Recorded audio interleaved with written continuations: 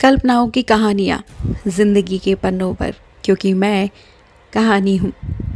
आज की हॉरर कहानी है हॉरर बीच।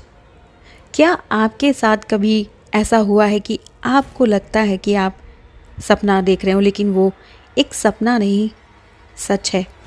और जब आप सच में वो सब चीज़ें देख रहे हो तो आपको ऐसा लगता है मानो जैसे आप सपना देख रहे हो। ऐसा ही कुछ हुआ था अमन और उसके परिवार के साथ।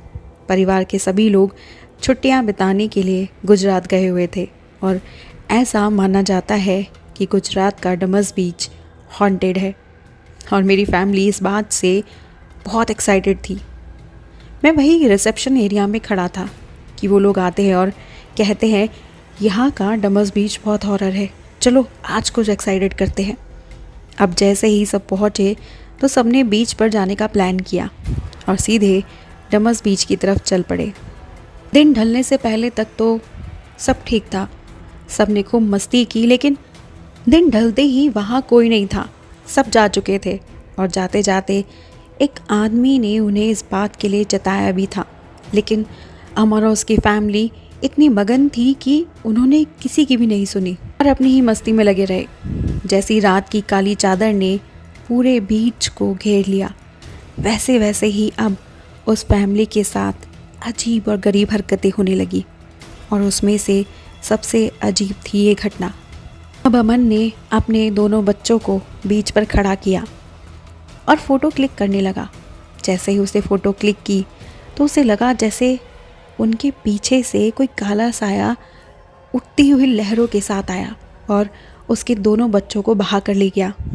बस फिर क्या था, इतना देखकर वो ज़ोर से चीखता है और रोने लग जाता है कि तभी उसे ऐसा फील होता है कि पीछे से उसे किसी ने हाथ मारा है। तो पता लगता है कि होटल के रूम में उसकी वाइफ उसके चिल्लाने के बाद उसे नींद से उठा रही थी। उसकी आंखें खुलती हैं और वो देखता है वो पूरा का पूरा गीला है, पर पता नहीं ये पानी है या पसीना।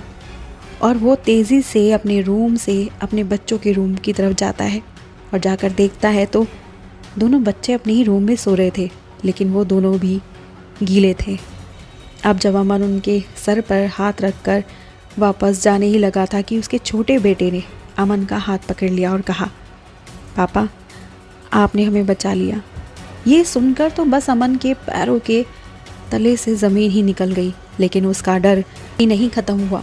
वो जैसे ही होटल के रूम से बाहर रिसेप्शन एरिया में गया तो उसने ठीक वही आदमी देखा जो उन्हें बीच पर रुकने से मना कर रहा था।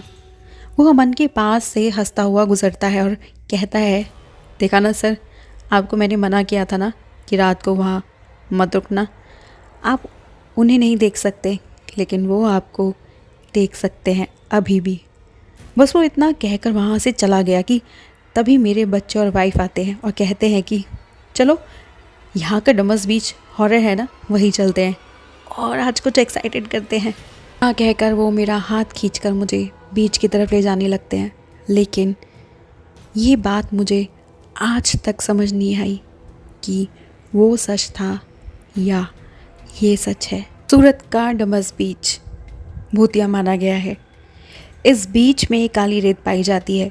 कहानियों में कहा जाता है कि दाह संस्कार की राख के कारण यहाँ की रेत काली हुई और कई आत्माएं अभी भी समुद्र तट पर घूमती हैं। कहते हैं कि शाम ढलते ही वहाँ के लोग अपने अपने घरों को लौट जाते हैं, क्योंकि शाम ढलते ही वहाँ प्रेतों का तांडव शुरू हो जाता है। वहाँ रोने की और सिसकने की आवाज़ें आने लगती हैं। इस बारे में वहाँ के कई स्थानीय लोगों का कहना भी है कि कभी कभी वहाँ ऐसा भी महसूस होता है कि जैसे भूत प्रेत मिलकर कोई जश्न मना रहे हो। इस बीच पर रुकना शाम के बाद बेहद खतरनाक साबित होता है।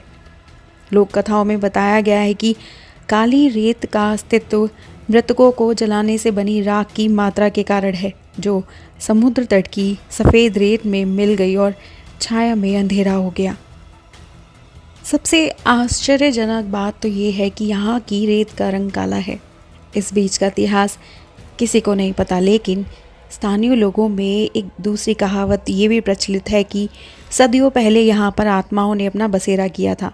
इसी के चलते यहाँ की रेत काली हो गई।